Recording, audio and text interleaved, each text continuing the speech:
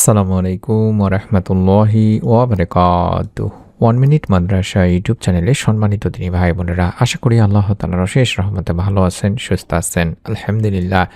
আজ আমি এমন 5টি চিহ্ন নিয়ে কথা বলবো, যেগুলো আপনার শরীরে বা আপনার মধ্যে থাকলে বুঝতে হবে আল্লাহ আপনাকে বা আমাদেরকে সতর্ক করছেন।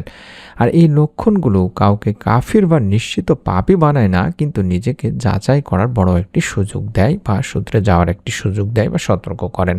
তাই ভিডিওটি শেষ পর্যন্ত দেখুন, হয়তো আজই আপনার জীবন বদলেও যেতে পারে। প্রথম যে চিহ্নটি নিয়ে কথা বলবো সেটি হলো নামাজে অলসতা ও শরীরে ভারী ভাব। যখন নামাজের কথা শুনলেই আপনার শরীর ভারী লাগে, বিছানা ছাড়তে মন চায় না, এটা আল্লাহ রাসূল সাল্লাল্লাহু আলাইহি সাল্লাম বলেছেন মুনাফিকের লক্ষণগুলোর মধ্যে একটি। হাদিসেও তাই বলা হয়েছে, মুনাফিকদের উপর সবচেয়ে ভারী নামাজ বা সালাতই হলো ফজর ও এশার নামাজ। এটি হলো সহিহ বুখারী শরীফের একটি হাদিস। তাহলে বুঝতে পারলাম আমাদেরকে নামাজে অলসতা এবং শরীরে যে ভারী ভাব বা এটা কখনোই আনা যাবে না, এ থেকে সতর্ক হতে হবে। আমি ভিডিওটির শেষে এর সমাধানও বলে দেব, কি করলে আল্লাহ রাব্বুল আলামিন আপনাকে এই সমস্যা থেকে সমাধান করবেন। দ্বিতীয় চিহ্ন হলো চোখে পানি না আসা, আল্লাহর ভয়ে। অনেকেই বলেন মন শক্ত হয়ে গেছে, আর কাঁদতে পারি না। ইবনে কাসির রাহমাতুল্লাহি আলাইহি বলেন চোখের শুকনো ভাব গুনাহের প্রভাব। দিনী ভাই বোনেরা, 3 নম্বর চিহ্ন হতে বলা হয়েছে হারাম দেখলে শরীরে কোনো প্রতিক্রিয়া না হওয়া। অর্থাৎ আগে খারাপ কিছু দেখলে লজ্জা লাগতো, এখন আর লাগে না। এটা হৃদয়ের মৃত্যু হওয়ারও একটা আলামত। কোরআনুল কারিমে আল্লাহ তাআলা তাই বলেছেন, তাদের হৃদয় আছে কিন্তু তারা বোঝে না। সূরা আল আরাফে বলা হয়েছে 179 নম্বর আয়াতে। চিহ্ন 4-এ বলা হয়েছে দোয়া করতে করতে হঠাৎ ছেড়ে দেওয়া।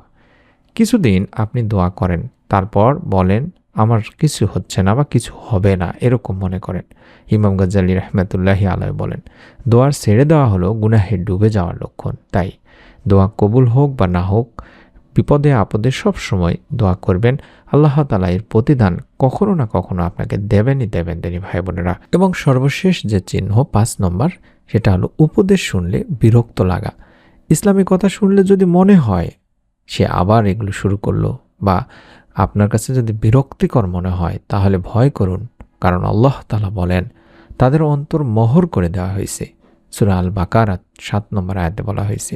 তাই এই বিষয়গুলো বা এই চিহ্নগুলো আপনার মধ্যে থাকলে অবশ্যই আপনি সতর্ক হয়ে যাওয়ার চেষ্টা করুন।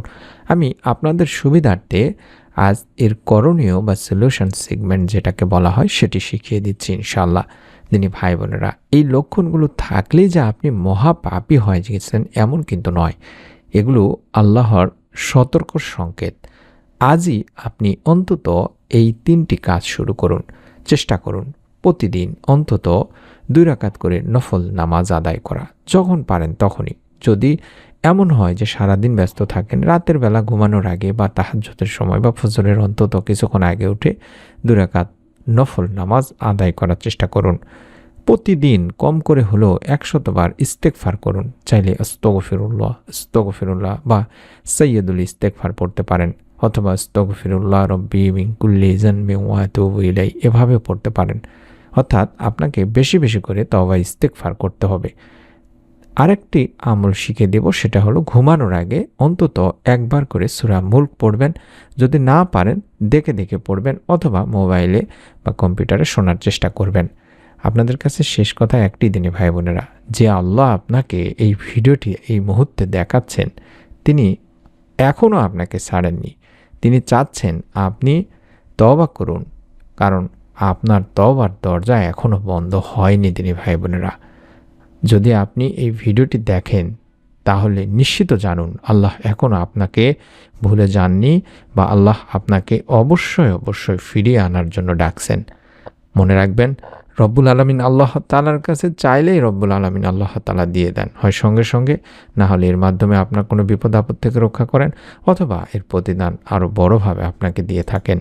তাই অনুরোধ করছি আজকে থেকেই আল্লাহ তাআলার কাছে, যদি আপনার মধ্যে এরকম কোনো গুণ থাকে, চিহ্ন থাকে, তওবা করুন, আল্লাহ তাআলার কাছে বেশি বেশি নফল নামাজ আদায় করুন, এবং অবশ্যই নিজে আমলটি করুন। আপনার নিকট আত্মীয় স্বজন যারা আছে তাদেরকে এই ভিডিওটি শেয়ার করে দিন।